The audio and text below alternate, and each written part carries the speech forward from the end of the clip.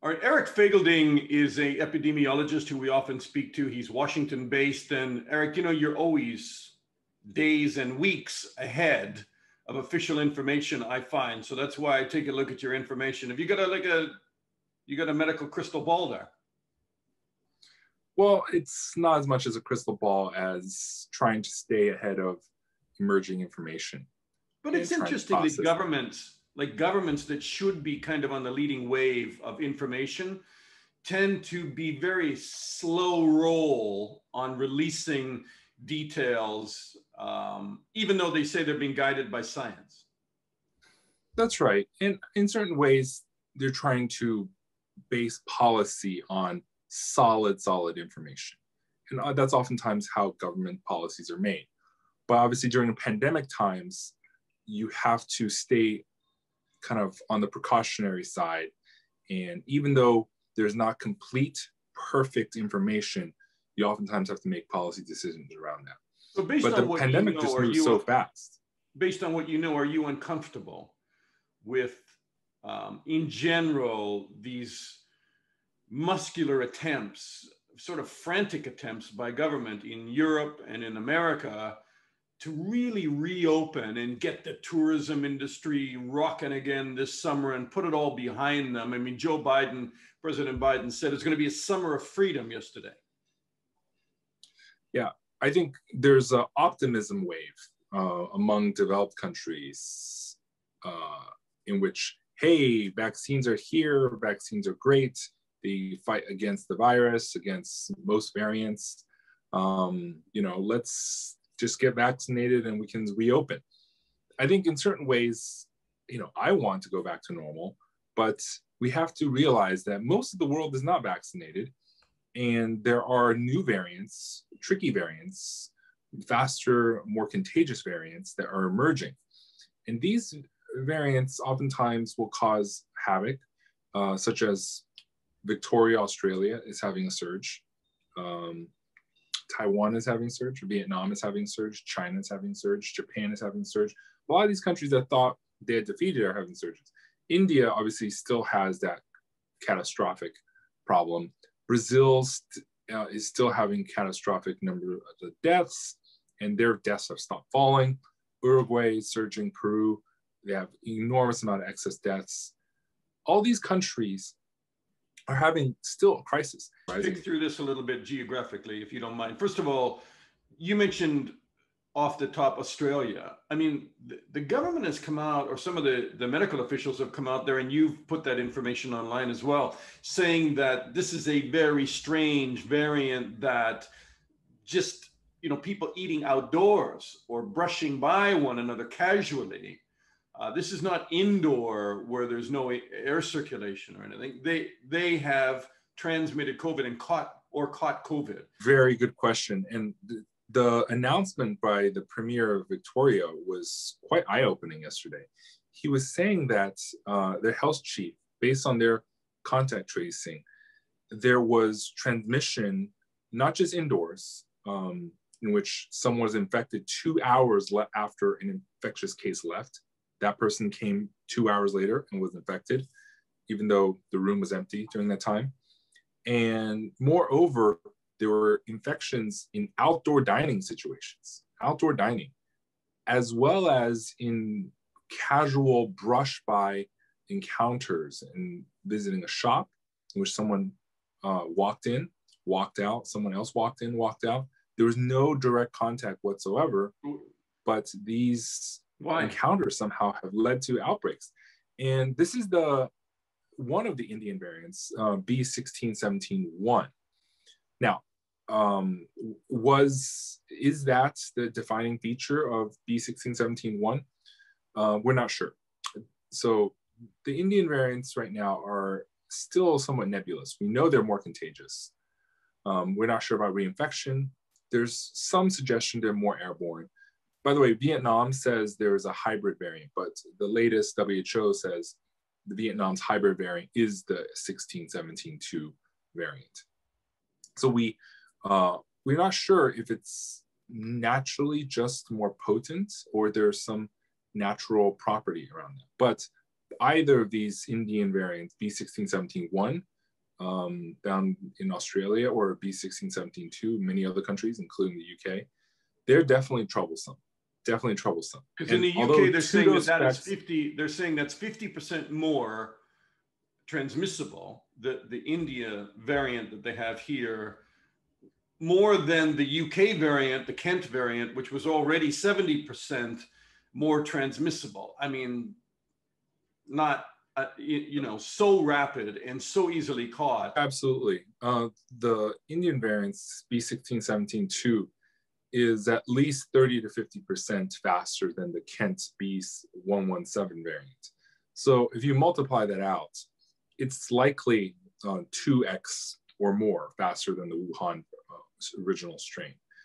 And that is a serious worrisome. And again, there's a lot of population that's still one dose vaccinated. And we know one dose is very low efficacy, around 30% or less, some people think. And the AstraZeneca vaccine is, even with 2 doses, it's 60% for symptomatic. So even though we likely think for severe disease, it will be close to 95, 100%, it still is not enough to stop transmission. There's still a lot of susceptible people. And a vaccine that does not fully stop the virus's transmission means it will keep propagating. And schools need masks for kids down to 5 or 6 years of age, and it needs better ventilation. And US is now recommending HEPA filters and UV disinfection, air cleaners for schools and many other office environments. I can tell you, my kids in England, Eric, have been told, don't bother with your masks. Essentially, they're not wearing masks in school and haven't been wearing masks in schools here for weeks and weeks. Yeah, that's very worrisome. If you look at Bolton, near Manchester, its surge is basically among children, school-age children. And whether it's age 5 to 19, that is the peak age. And you know what's the second peak age?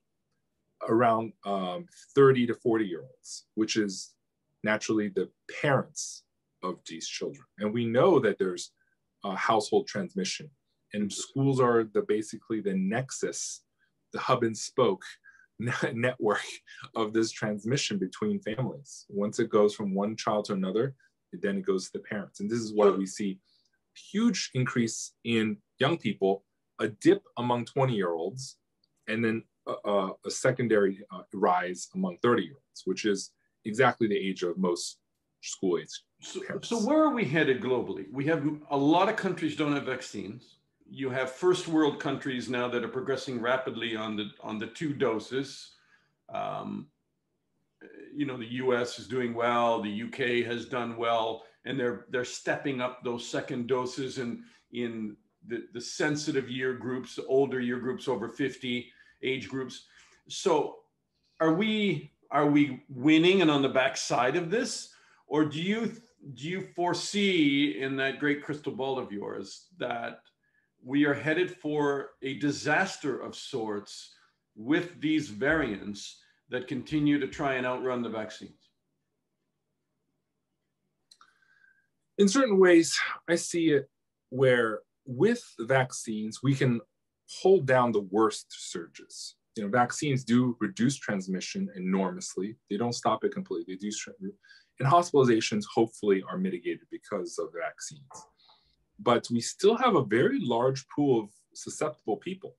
And actually, if you adjust for vaccination rates, among unvaccinated people, the incidence rate has not gone down. In fact, in many places, even in these vaccinated countries, the incidence has been flat, if not has gone up among unvaccinated people.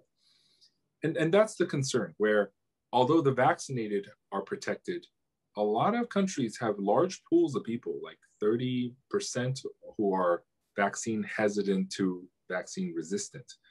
And I worry for that, and we're still going to see surges. And if we let the virus proliferate through the rest of the world, where there's still huge, huge lack and dearth of vaccines, more variants will rise. And one day we'll get unlucky to find a worst of both worlds that is highly transmissible, highly reinfectious, vaccine breakthrough prone, and we might have another crisis again. And so, we could although lose the all US of the is ground. We could lose all of the ground yeah, that's been gained. yes, we would lose all the ground we gain. It would basically be almost, if we see such a variant, it would almost be a new strain because it would potentially be such reinfection prone and highly contagious that it's almost nothing like the original Wuhan that is very, very amenable to vaccines and not that contagious compared to all the variants that we have today. I'm worried that it could come back and bite us because in certain ways, when we're vigilant, people have adapted to that. But once we go back to normal and we delude ourselves that everything's normal too quickly, we let down our guards, it'll come back to bite us. And what's worse than a little bit longer mitigation is a yo-yoing. This yo-yoing roller coaster of up and down, reopen, closure, reopen, closure. That's not what we want. That's not going to lend itself to economic stability for economic development. What we need now is just a little bit more patience, a little bit deferred gratification, that if we get the cases low, and keep the mitigations in place like masks in schools and ventilation in schools and these air cleaners in schools, which are not that expensive, let's be honest, on the grand scheme of what children cost in public education. If we just did these extra steps, we could literally stamp it out. Will you, knowing what you do, will you sit in a restaurant inside or outside with no mask? Outside, I would still be generally okay. Inside, depending on if it's ventilated or not, and if I'm comfortable with the people there, that they're likely vaccinated. Travel on an airplane, do you wear a mask? Of course, always wear a mask on an airplane. Will you go to a gym? If you were going to a gym, would you go to a gym and work out with no mask? I think that's tricky because gyms are very hot, heavy huffing and puffing, and gyms vary by ventilation. I try to see how well ventilated it is. The last question, and I think I already know your answer, is that if you're sending your kids to school, despite direction from the school as a parent, you would want them to what? Wear a mask all day? Yeah, I would definitely still recommend kids wear a mask. And of course, at lunchtime, that's the tricky part where kids need to eat lunch, but they don't have a good solution in many cafeterias. I don't have a good answer for that, but I also encourage parents to tell their schools, teachers, principals, superintendents to impose and add these air ventilation upgrades, these air quality, air cleaning upgrades for classroom, like 1 HEPA filter per classroom would be wonderful. Eric Feigl-DIng, thank you so much. It's always you know, I know you're a busy guy. So when I'm able to get you, I really do value that time and the people who listen to this. So thank you so much. Great. Thank you. Stay safe.